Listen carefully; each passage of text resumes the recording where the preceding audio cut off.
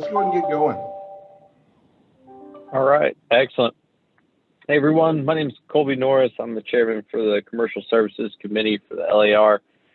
Today we're excited to have Lawrence Young joining us from the NAR. Lawrence is the chief economist and senior vice president of research. He oversees and is responsible for a wide range of research activity for the association, including NAR's existing home sales statistics, affordability index, and home buyers and sellers profile report.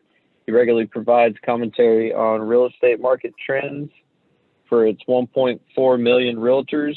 Dr. Young creates NAR's forecasts and participates in many economic forecasting panels, among them the Blue Chip Council and the Wall Street Journal Forecasting Survey. He appears regularly on financial news outlets and is a frequent speaker at real estate conferences throughout the U.S. He has also testified before U.S. Congress. He participates in the Industrial Economist Discussion Group at the Joint Center for Housing Studies of Harvard University. He's appeared as a guest on C-SPAN's Washington Journal as well. Dr. Young received his undergraduate degree from Purdue University and earned his PhD from the University of Maryland at College Park. So welcome, Lawrence. Glad to have you.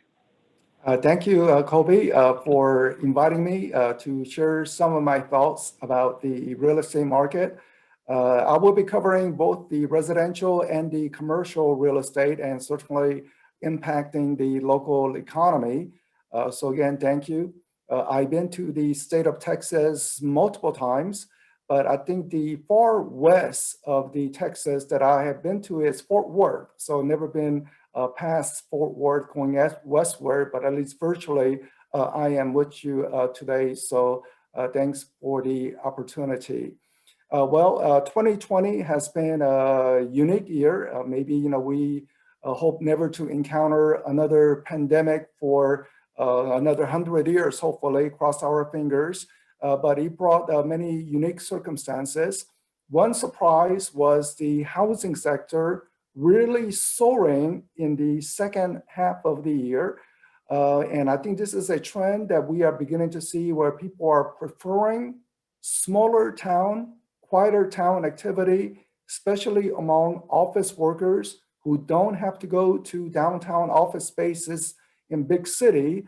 So where Lubbock could potentially benefit from this developing trend of working from home and able to be far away from any big cities. As an economist, I speak better with PowerPoint slides, so let me put that onto the screen. So bear with me. All right, so here we have. So let me first start with the broad job number that has happened over the past 20 years. And what you see on the screen is a job creation and job losses from year 2000.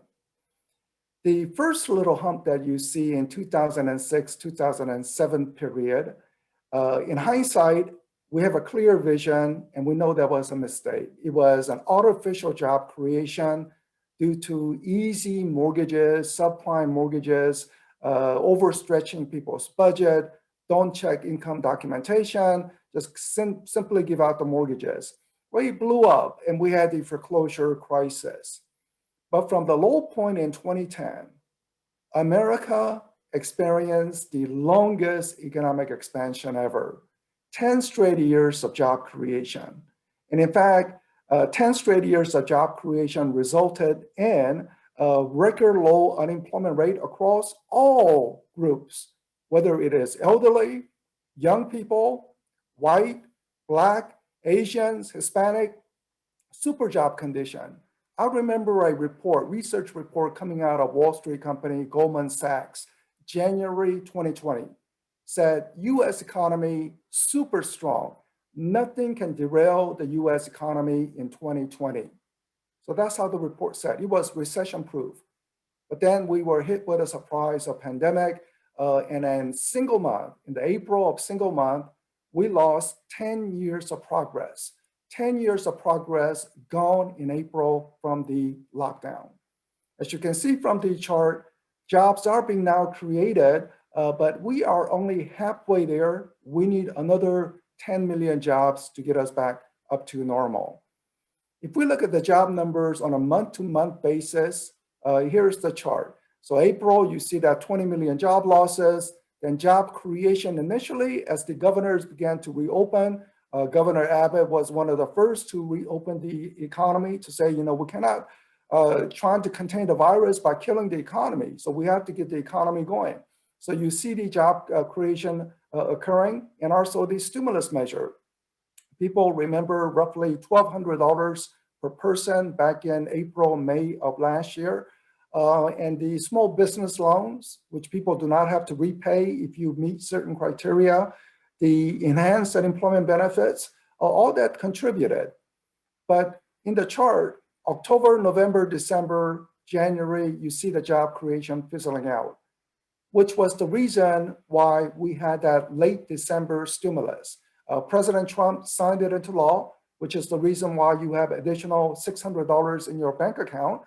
Now, President Biden is saying that is too small. He wants to raise it up to $2,000, meaning that he wants to top it off with new $1,400 check to most Americans, but that still need to be passed.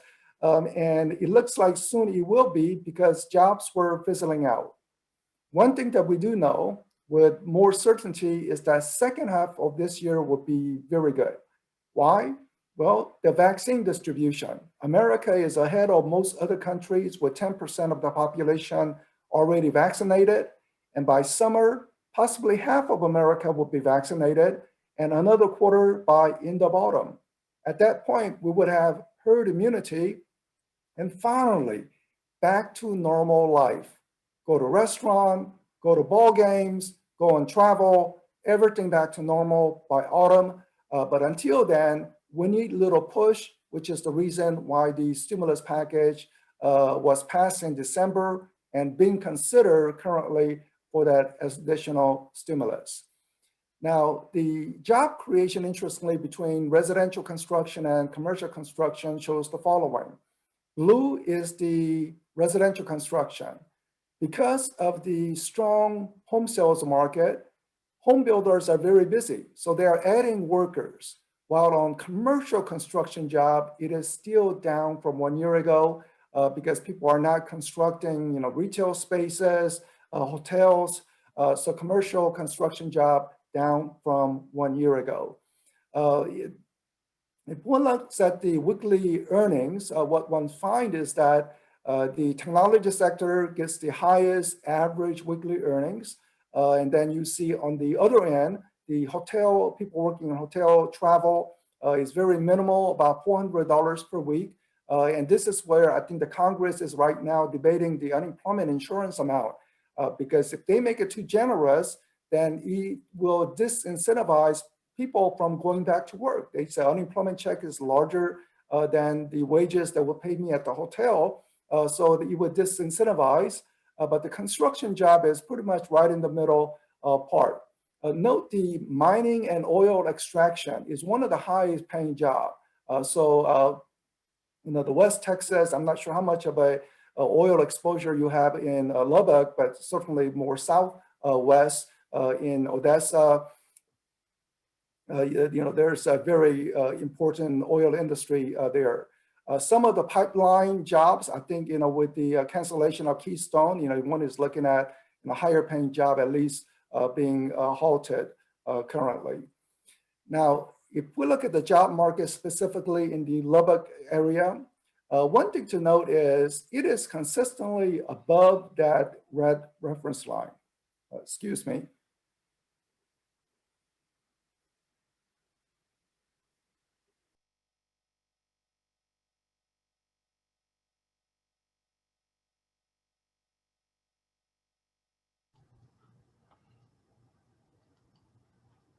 I just had an unexpected cough, so I just sorry about that.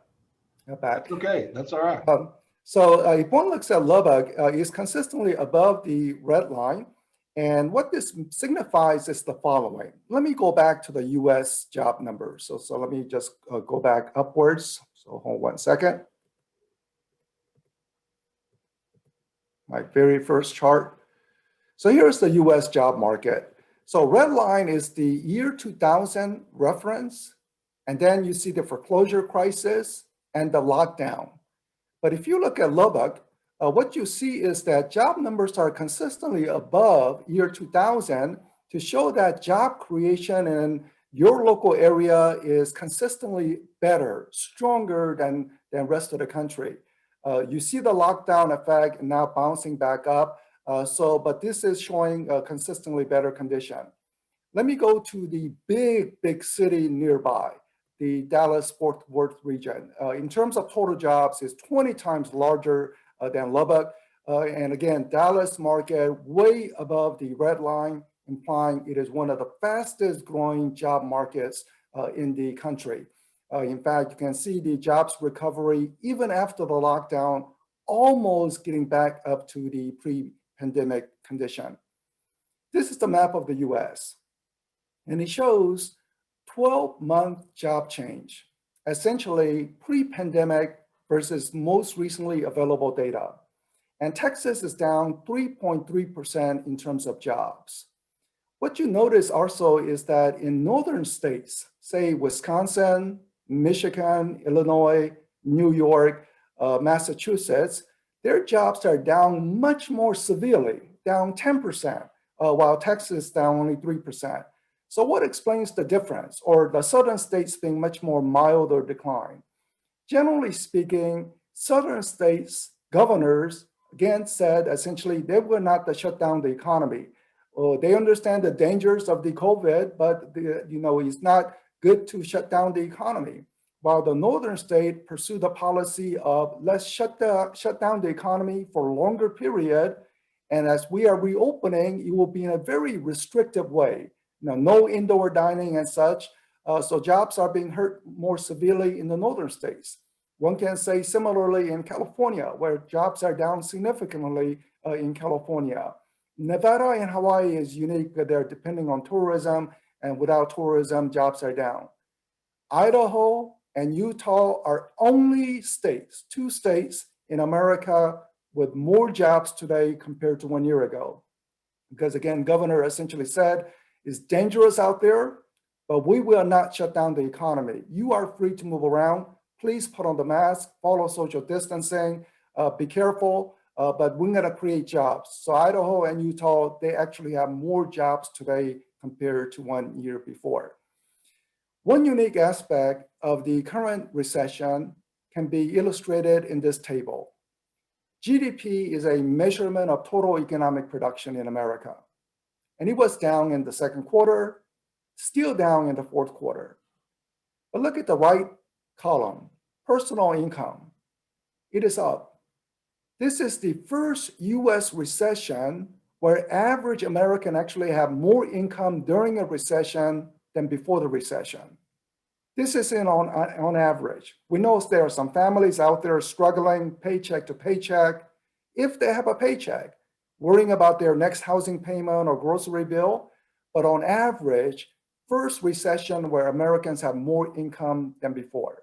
And that is why there is some debate about the next stimulus package. Is that too much, given that Americans already have more income than the pre-recession conditions? So what are people doing with this extra income? They're not spending it.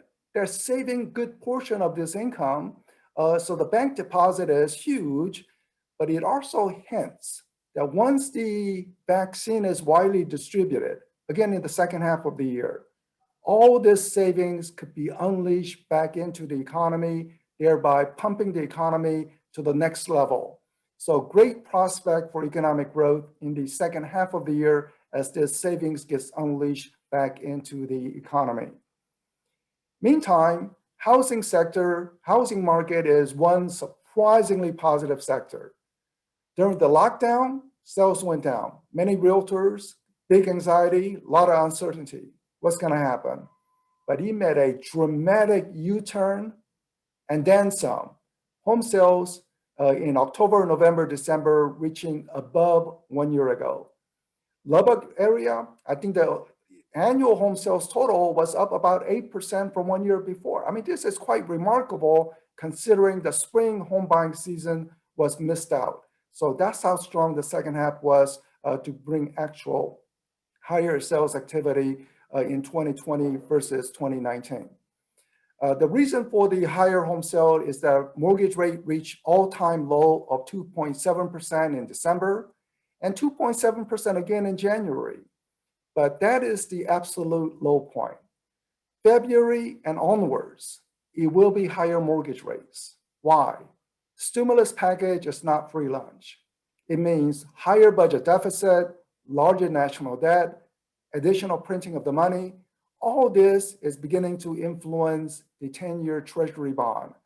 The bond yields are acting up. They are saying, uh-oh, we feel uncomfortable about this condition, and the yields on bonds are rising, which means inevitably mortgage rate will also be rising in the upcoming months.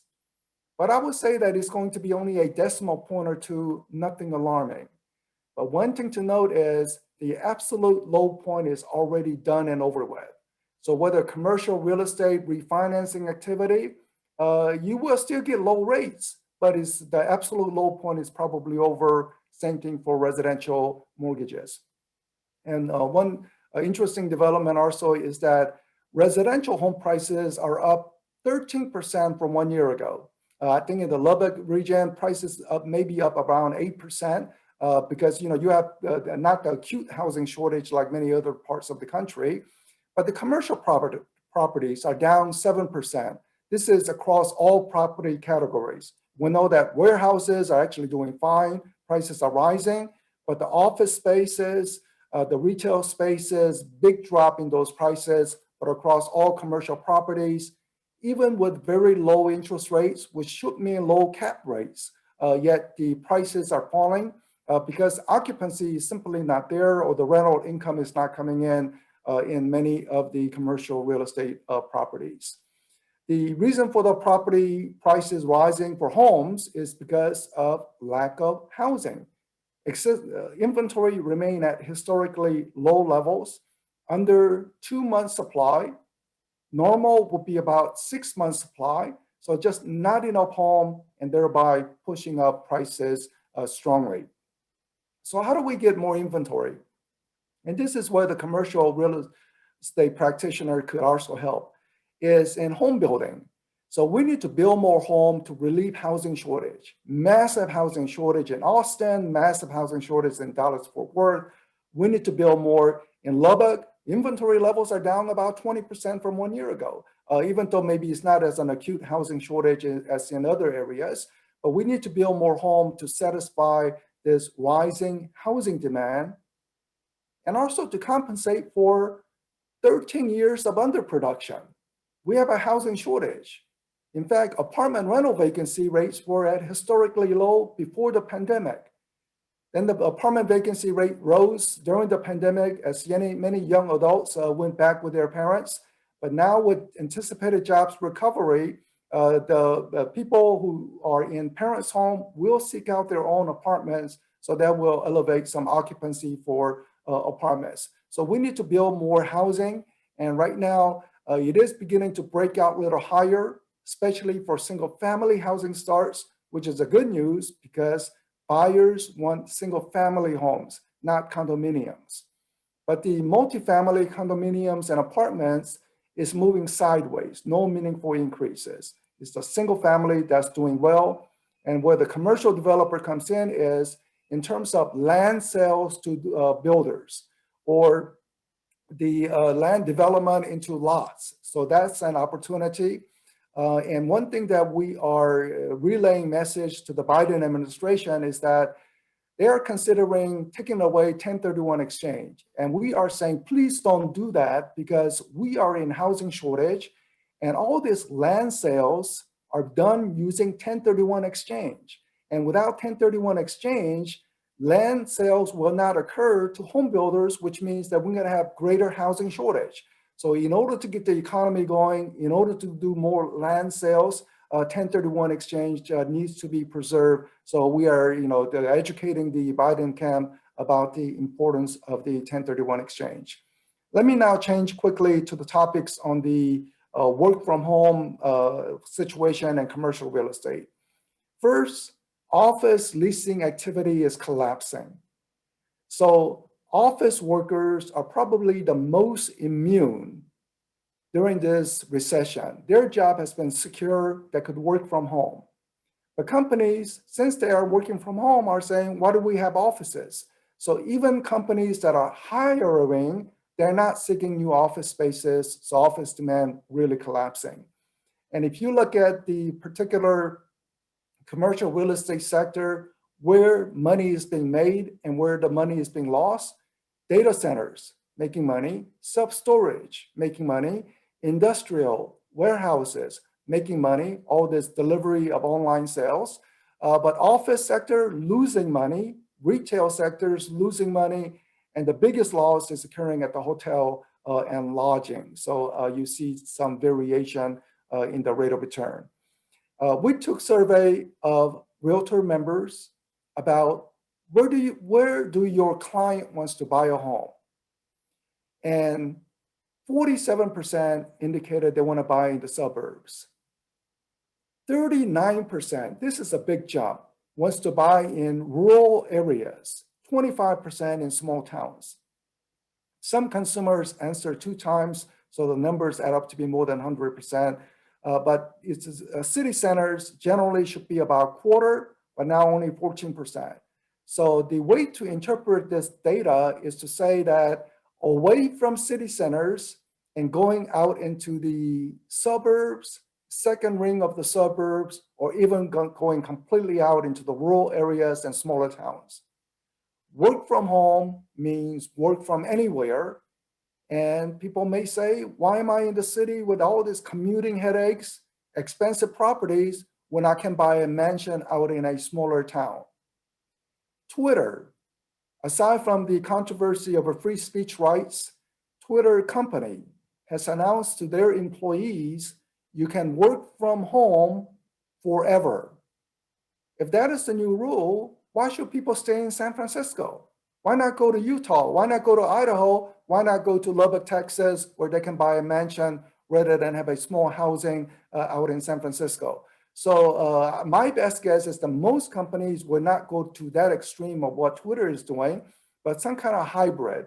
Come to office 2 or 3 days a week, but other days you can work from home. You have demonstrated you can be productive from home. And if that's the case, going to Dallas downtown, maybe some people say, well, I can now do 2 or 3 hour commute, not having to worry about needing to commute every single day. Other thing is parents who have been choosing their homes based on commute distance now will choose homes based on school district, knowing that commuting is less important. So you will see interesting development conditions. Resort recreational area should be less than 10%, but now popping out at 13%. We are seeing home sales strength being very strong in the resort areas because work from home could also mean work from vacation home. I don't know your area as much, but if there's some lakes or some areas, one can have a large ranch, maybe the sales will begin to rise, knowing that people will work, say, Tuesday through Thursday in Dallas downtown, but other days, well, they can make it a very long weekend. If that's the case, they don't mind having, second home further away. So let me wrap it up with economic forecast. So the forecast is that in 2020, the middle column, or I should say the actual, that's last year, we were in a recession, economy down, job losses, low interest rate environment, no inflation, even with printing of the money. But in 2021, almost guarantee everything would be positive because of the stimulus and also because of the vaccine. But the interest rate will begin to nudge higher because deficit, debt, we don't have free lunch, so interest rates are beginning to act up. Also, inflation will edge higher with printing of the money. Nothing alarming, but at least edging higher. And as for the housing market forecast, 2020 was remarkable, given high unemployment, given the pandemic. Home sales actually rose, especially for the home builders, 19% increase. Existing home sales through MLS up 6%. Home prices up 7%. Going into 2021, mortgage rate may be a decimal point or two higher. Builders, build it, you can find a buyer. Another 20% increase in building activity. Existing home sales based on the momentum that I am seeing, and also the fact that this spring will be much better than last year's spring, because last year's spring was essentially a dead market. Even in the fourth quarter, the sales are a little lower, the numbers come out such that it will be about 15% higher home sales in 2021 versus 2020. Home prices in no danger of decline, still rising. Commercial real estate prices, I think the decline may have already occurred, especially with the economy recovering, the vaccination occurring, back to normal life. So some of the property price decline in commercial, maybe it will begin to inch higher in the second half of the year. So thank you for listening, and thank you for giving me this opportunity to share some of my thoughts. So now I am going to turn it back over to Kate or Colby. Thank you, Dr. Yun. Does anybody have any questions? Feel free to use the chat or the Q&A.